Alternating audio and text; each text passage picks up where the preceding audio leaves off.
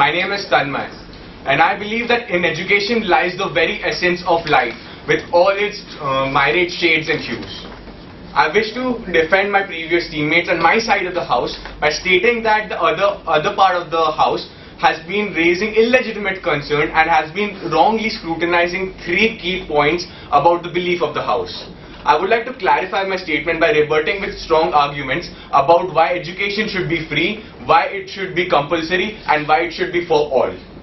Firstly, I would like to state a statistic. According to the UNESCO, there are 70% of Indians who are studying in public schools, and all 70% of them would be denied of the basic educational privileges had this not been the case and our RTE not passed. According to the UNESCO again, 50% of all American students have been studying in public schools who would have been denied of this right had again RTE not been the case.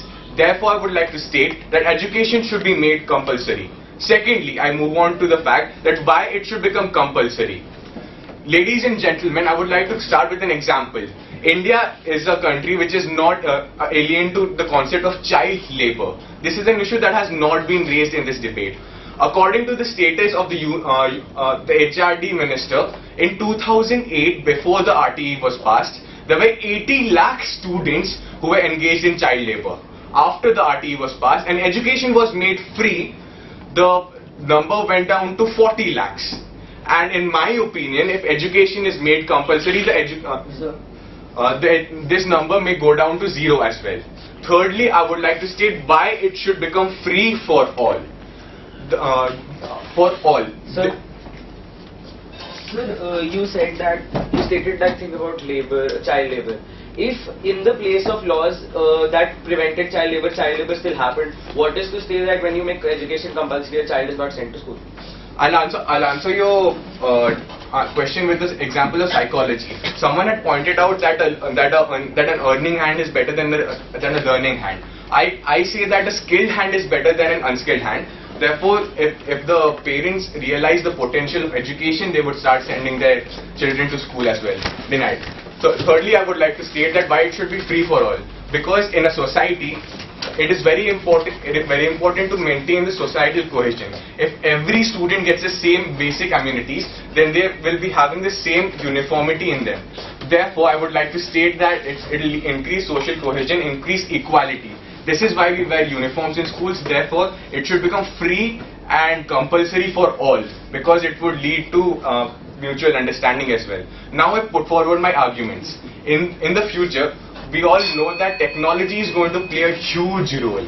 And according to the Boston studies, which state that the requirement of non-analytical skills are going to go down and non-routine jobs are going to go up. So the requirement of education is going to be a must. I cannot guarantee you that you will have a job if you complete your education, sir. But I can definitely guarantee you will not have one if you don't. Next, I want to move on to the fact that the quality of education has been scrutinized in public schools. Ladies and gentlemen, somebody had complained about the quality through the example of tomatoes. Would I rather have 10 tomatoes which are good or 1,000 tomatoes which are not good? Ladies and gentlemen, we reap what we sow. I would take the 1,000 tomatoes, sow those seeds and get 10,000 more. Therefore, I use this analogy to state the fact that if parents get the education, they would understand its importance and hence send their children to school. And this plant is going to take time to grow.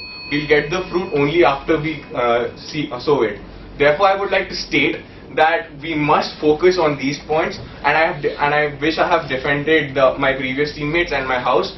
And as I conclude, I would like to state that debates open free thoughts and initiate ideas. So therefore, stressing upon the hurdles that are causing the quagmire of decay and stagnation, I end with one simple example. In our world, we are facing competition. We cannot get rid of it. Therefore, we need to keep up with the competition. And so let's unite for the right essentiality, not for the beneficial essentiality. Thank you.